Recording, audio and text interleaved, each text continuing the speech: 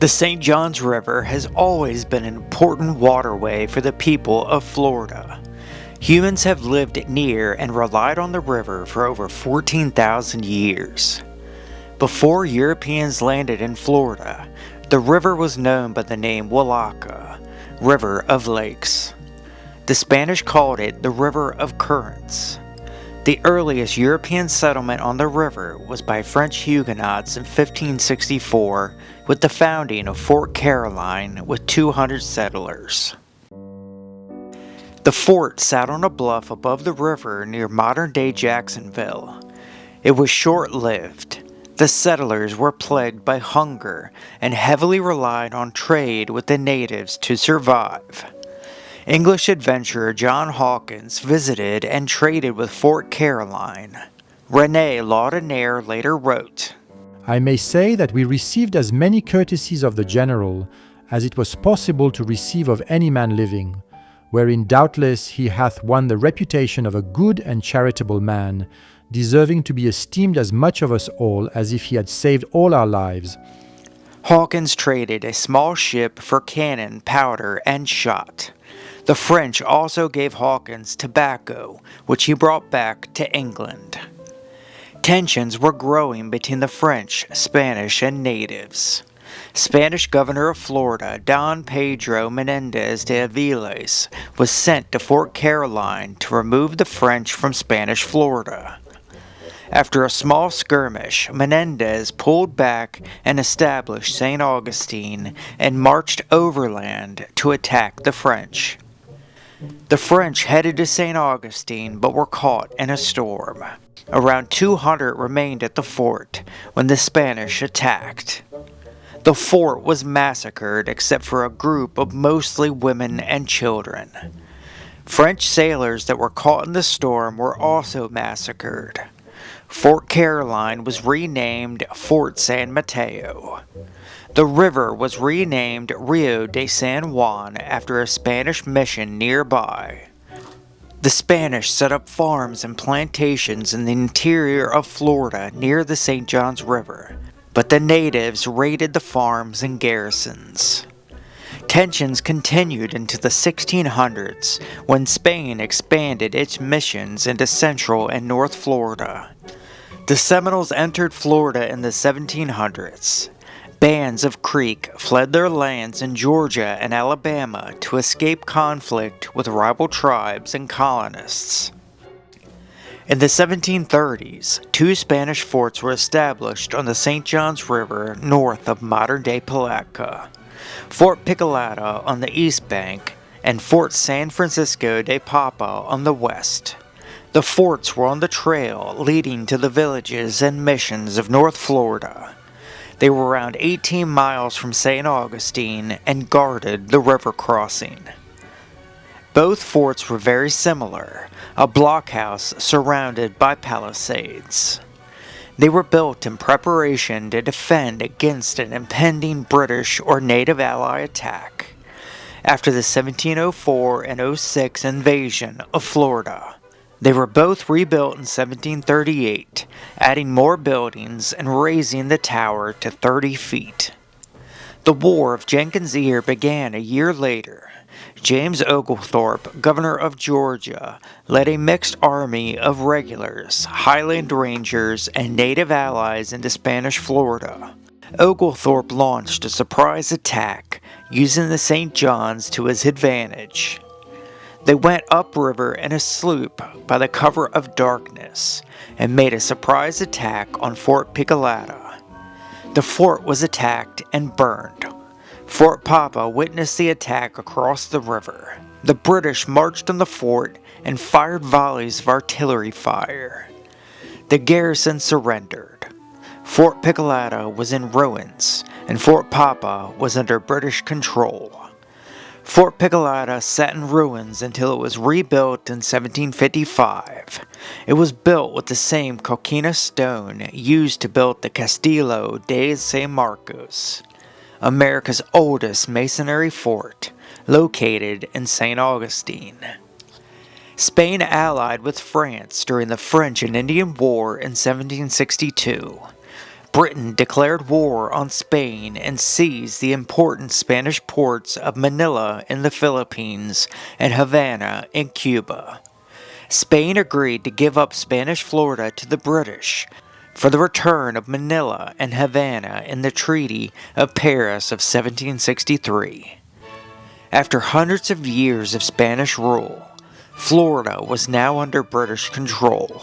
The British controlled a large part of North America, from Florida in the south to the Arctic Circle in the north. Spain used Florida as a buffer zone, separating the British colonies from the rest of New Spain. There were very few European towns in Florida. They had St. Augustine in the east, St. Mark's in the north, as well as Pensacola in the Panhandle. Spanish Florida was sparsely populated by Europeans. They numbered just in the hundreds. Britain would start to transform Florida, establishing farms and plantations down the St. Johns River. Land grants were given and the area was developed. Spalding's upper and lower trading stores were established on the west side of the St. Johns River in the mid-1760s for trade with the Seminoles in the interior of Florida. Spalding's lower store was near present-day Stokes Ferry. It consisted of storehouses, sleeping quarters, and cleared land for farming. John and William Bartram used Spalding's lower store as a base camp and visited the site multiple times during their travel across British East Florida. A journal entry from December 26, 1765 described a visit to the store. Thermometer temperate, fine day, wind south, excellent swamps on both sides of the river, some 2 or 3 miles deep. Landed on Dunn's Island on a large snail shell ridge, the adjacent swamp excellent, and the middle ground rich for corn, turkeys, and alligators plenty. Saw a middling-sized Indian tumulus, 20 yards diameter and 6 or 8 foot high. Arrived soon at Spalding's lower store on the west side of the river, 37 miles from Picolata, and 50 from Latchaway.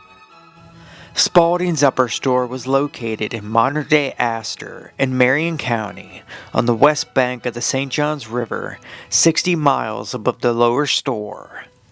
It consisted of stables for horses, dwelling houses, storehouses for trade goods for the Seminoles, and cleared farmland. William Bartram visited Spalding's upper store multiple times when he visited Florida.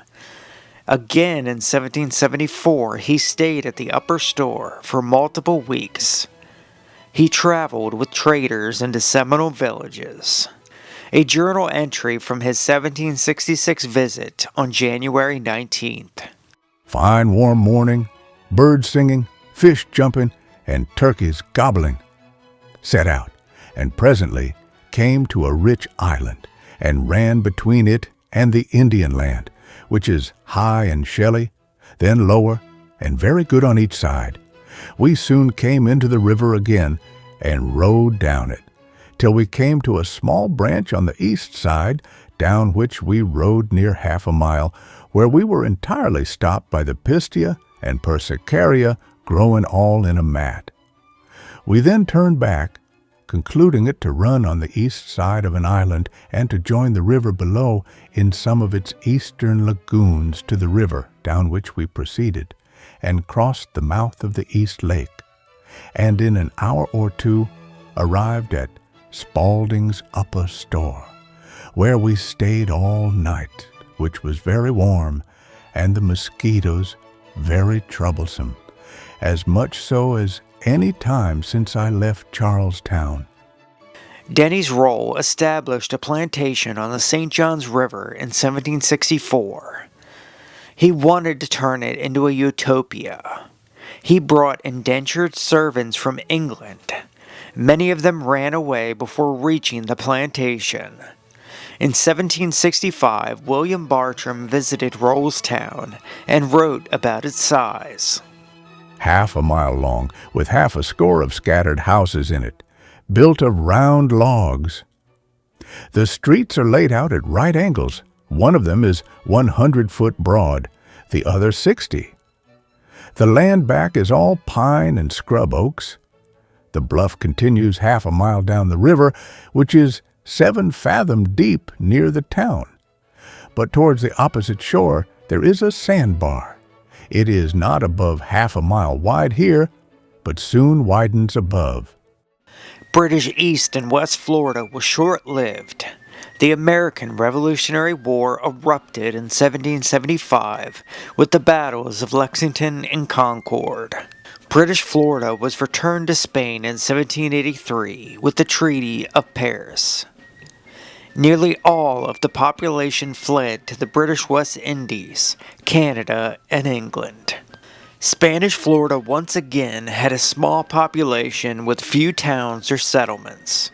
Florida's population did not really grow until after the First Seminole War, when Andrew Jackson marched into Spanish Florida, seized forts, towns, and burned Seminole villages, forcing the Spanish into ceding Florida to America. They officially took it over in 1821. That same year, the area around Palatka was settled on the west bank of the St. Johns. Palatka was burned in 1835. The Army established Fort Shannon in Palatka. After the Second Seminole War, settlers flooded into the interior of Florida. It had taken hundreds of years for European settlers to move west of the St. Johns into Central and South Florida. The forts, missions, and plantations that once lined the banks of the St. Johns have long ago been reclaimed by nature. Almost nothing remains today. Many of the locations have been lost to time. Some sites have been paved over by progress. Florida has some incredible and interesting history. It may not be as rich like states to the north, but if you know where to look, Florida will surprise you. I want to thank you all for watching, folks. I hope you enjoyed, and we will see you on the next. Peace.